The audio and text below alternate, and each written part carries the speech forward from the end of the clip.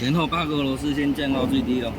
前后，这边4个，后面4个，后面4个，拆掉，降到最低，它就会变平。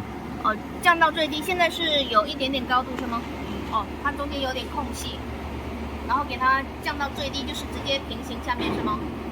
对。然后呢？这个拆掉，把这里面的隔套拿掉。这个隔套是适合做40的啊。这个隔套，左边右边都要拿掉。然后这3块板，这3块板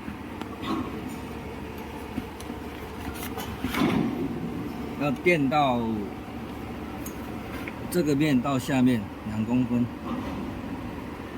这个面，这个面到这个面2公分，只剩下2公分。然后我们会配3块板给它垫这个。3块板就是3块这种板吗？不是，看它扁铁一样的。3块就是也是这个板的作用是吗？不是这个，是垫脚而已。那要锁在这上面吗？走在这个要拆掉，垫在底下，然后锁下去。